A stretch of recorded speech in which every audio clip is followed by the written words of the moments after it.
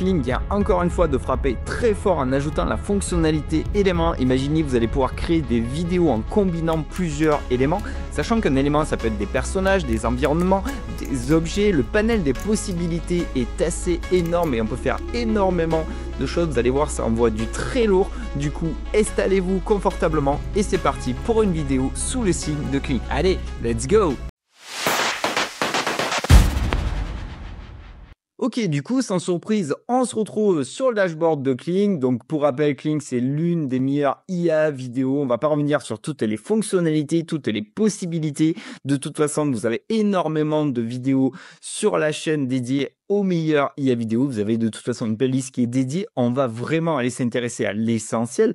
Et donc, la nouveauté se trouve dans IA vidéo, ce qui paraît logique. Et donc, ici, de base, on était en mode image to vidéo. Et là, vous avez Elements. En fait, ça reprend exactement la même philosophie que Scene Ingredient de Pika. C'est-à-dire, vous allez pouvoir uploader jusqu'à 4 éléments, sachant qu'un élément, ça peut être un personnage, un habit, un objet, un véhicule, un environnement. Le panel des possibilités, franchement, est énorme. C'est assez simple. En termes de contrainte, c'est des images qu'on peut uploader qui ne doivent pas dépasser 10 mégas par image et la taille doit être au-delà de 300 pixels.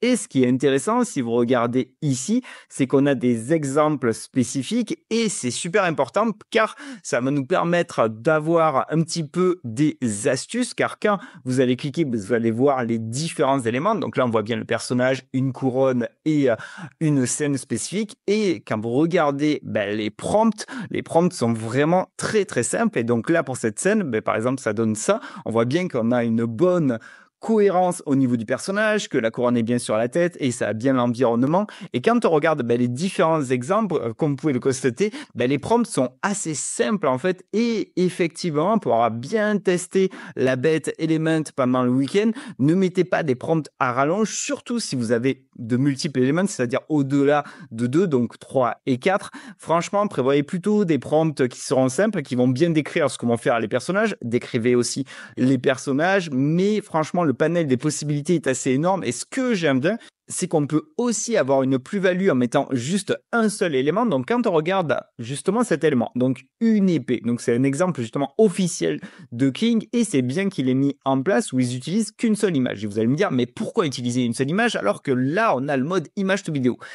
En fait, ce qui est intéressant, et là, c'est cool, quand on regarde le prompt, ils ont juste dit qu'ils voulaient justement cette épée-là qui flotte dans les airs en brillant. Mais quand on regarde l'image et le début de la vidéo, là, je suis au début, on n'est pas du tout sur un système de keyframe en entrée où l'image est la même que le début de la vidéo. Donc là, on voit que Kling a pris l'objet, mais a eu des libertés spécifiques et on a vraiment une bonne cohérence de l'épée. On a toujours le même épée. Et donc ça, naturellement, j'aurais pas mis une seule image pour utiliser ce mode-là et c'est cool qu'ils aient mis l'exemple. Du coup, j'ai fait d'autres exemples et ça, c'est hyper intéressant car justement, on force pas Kling à lui dire « Ok, tu as cette image, tu vas l'animer ». On lui donne une référence d'une image et lui, il va garder la cohérence du fond, la cohérence de l'objet et faire une vidéo. Donc ça ouvre aussi pas mal de possibilités et vous me direz ce que vous en pensez. Mais moi, j'aime bien aussi cette philosophie-là qui naturellement, je l'aurais pas fait s'ils n'avaient pas mis un exemple avec un seul objet. Pour rappel, n'oubliez pas que Kling est aussi un générateur d'images et un truc que j'ai bien apprécié, quand vous allez cliquer sur History, vous allez retrouver toutes les images que vous avez générées au sein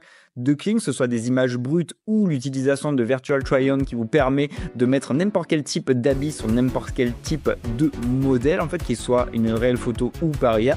Vous cliquez, vous sélectionnez et vous confirmez et ça vous permet de directement mettre l'élément. C'est tout con, mais ça permet de fluidifier le workflow et Virtual Try-On est tellement puissant pour mettre des habits que ça paraît bien logique si on veut mettre en avant nos modèles dans des environnements spécifiques. Je pense qu'ils savaient où ils allaient en intégrant Virtual Try-On dans Kling. Ce qui rend cette fonctionnalité totalement insane, si on prend cet exemple-là, juste avec 2 éléments, donc une photo de moi et une photo d'un bureau moderne, c'est que vous allez pouvoir créer des scènes en faisant plusieurs prompts simples qui vont garder justement la même cohérence à la fois du personnage, à la fois de l'environnement. Donc après, vous pouvez mettre plus d'éléments, mais ça ouvre un panel des possibilités. Vous pouvez pas dire que c'est compliqué à utiliser étant donné que vous avez juste qu'à uploader des images et dire ce que fera le personnage dans cet environnement.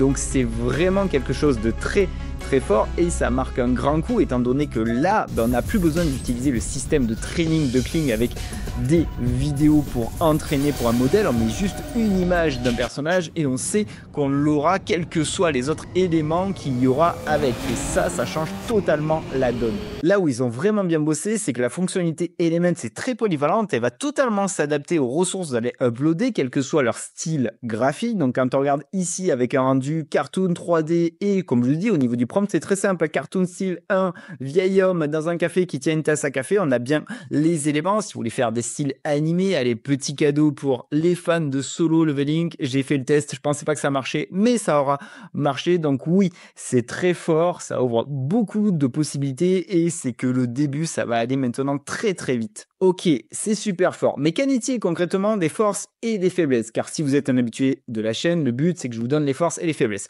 Ben là, en regardant la vidéo, vous devez savoir ce que je vais dire, c'est que si vous uploadez un objet réel qui a un logo et du texte, ben comme la canette Red Bull, vous voyez bien que comme d'habitude, on a des aberrations, des artefacts qui peuvent apparaître et donc à ce jour, c'est pas utilisable professionnellement sur un objet réel. Tout dépend de l'objet, hein, mais là, avec du texte et du logo, c'est compliqué.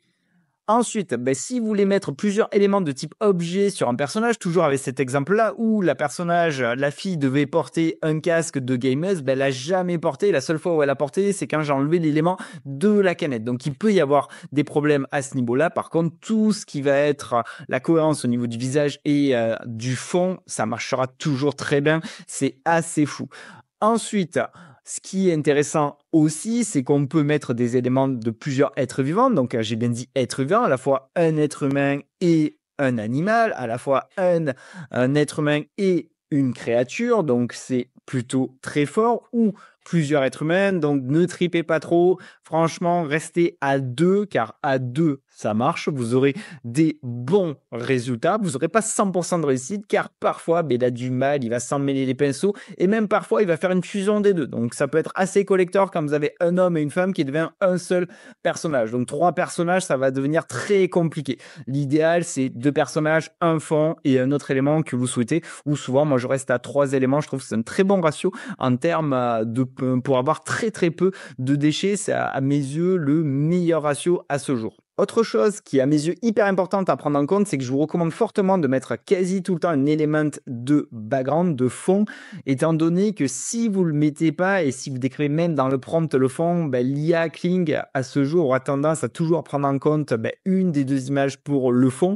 Et là, on voit bien que c'est pas cohérent parce que je commence dans un bureau, mais en fait, je suis sur la moto car je disais bien que j'étais sur la moto et que je faisais de la moto. Donc, je vous recommande, si vous voulez avoir peu de déchets, de préparer toujours en amont une image de fond. C'est pas obligatoire, je vous ai dit, parfois ça prendra en compte le prompt, mais de tous les tests que j'ai vus, je vous recommande plutôt de passer sur cette optique-là. Vous créez vos différents éléments et vous créez aussi votre scène de fond, comme ça au moins vous êtes tranquille. Bon, mais les amis, on en va déjà à la fin de cette vidéo dédiée à la nouvelle fonctionnalité Elements qui a débarqué dans Kling. En soi, rien de nouveau, étant donné que c'est quelque chose que l'on a déjà utilisé lorsque ça a débarqué dans Pika, ça s'appelle Ingrédients. Vous avez fait une vidéo totalement dédiée dessus. Mais là, ce qui change la donne, c'est qu'on est dans Kling. Et donc, on profite de la puissance du moteur de vidéo. Et comme vous avez pu le constater, la cohérence au niveau des visages marche très très bien. Donc, ça concurrence directement Hailuo AI, qui à partir d'une seule image faisait de la cohérence au niveau des visages. Mais là, ce qui est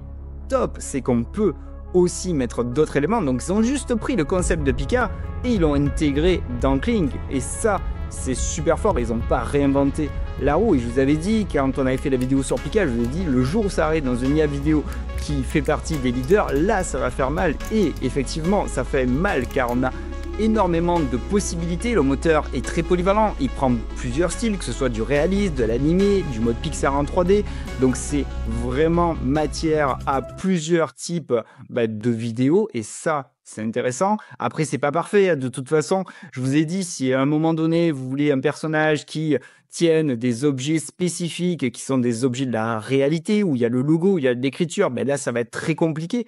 Mais si c'est pour mettre en scène 1 ou 2 personnages dans des environnements pour créer une séquence spécifique, là ça va vraiment changer les règles du jeu, car avant, c'était compliqué le workflow. Là, on peut pas dire c'est compliqué, c'est juste de créer ces éléments et ensuite de mettre le prompt spécifique, de faire plusieurs scènes, plusieurs angles de caméra, et vous aurez vraiment une scène qui sera cohérente et vous allez voir que ça va exploser lorsque ça va sortir. N'oubliez pas, au moment où je tourne la vidéo, c'est encore en early access, mais ça va sortir très vite. Donc là, Kling fait une excellente mise à jour. Après, ils inventent rien de nouveau.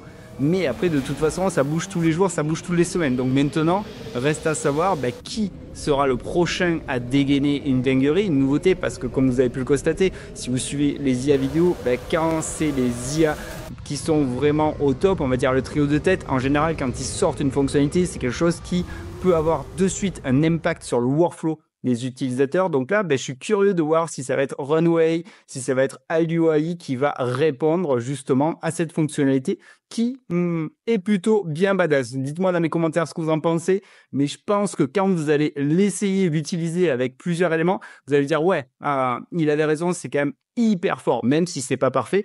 De toute façon, on aura des déchets, ça fait partie du jeu. Allez les amis, moi j'espère que cette vidéo vous a plu. Likez, partagez, prenez surtout bien soin de vous et je vous dis à bientôt, car à mon avis cette semaine ça va être assez speed en termes de news aussi. Allez, salut, ciao ciao. Los bandoleros à vie. Los bandoleros à vie.